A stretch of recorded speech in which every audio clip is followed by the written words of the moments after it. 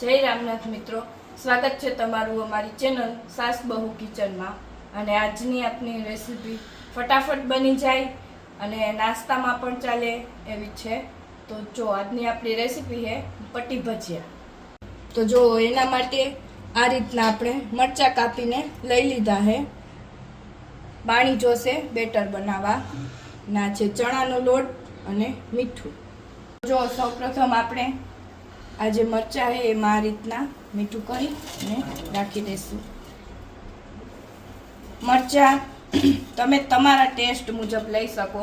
કોઈને તીખા ભાવતા હોય તો તીખા યુઝ કરી શકો અને જો મોરા ભાવતા હોય તો મોરા યુઝ કરી શકો।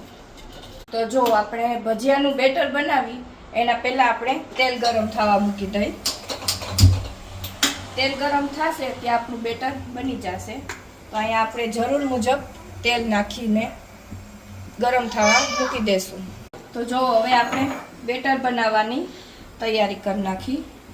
તો આમાં મેં લીધો છે 1 વાટકી જેટલો ચણાનો લોટ।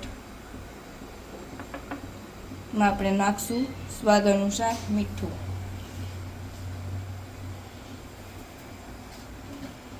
ને એમાં આપણે જરૂર મુજબ પાણી નાખતા જાશું, બેટરને હલાવતા જાશું આ રીતના।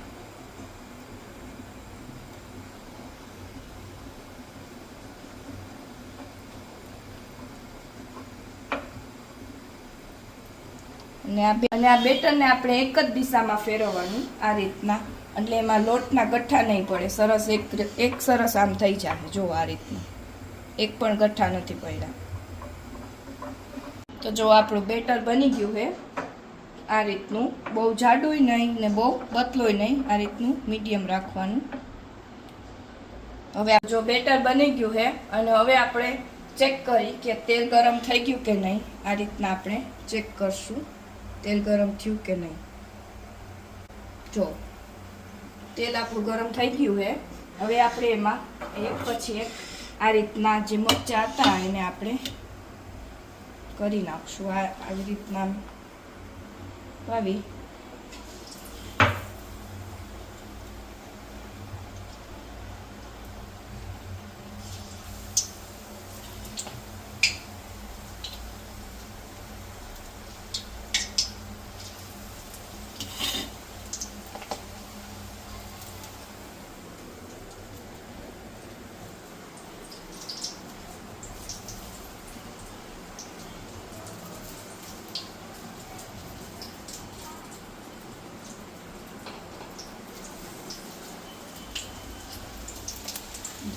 અને જો તમારા મરચાં તમે તીખા યુઝ કરતા હોય તો એમાં લીંબુ નીચવી મીઠું એડ કરી અને એને તમારે અડધો કલાક જેટલું રહેવા દેવાનું, એટલે જેમાં તીખાશ હોય એ ઓછી થઈ જાય।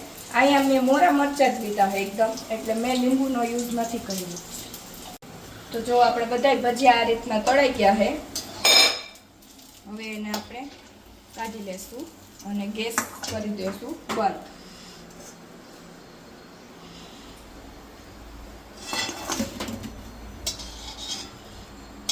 જો આપણે સરસ મજાના ભજીયા બનીને તૈયાર થઈ ગયા છે।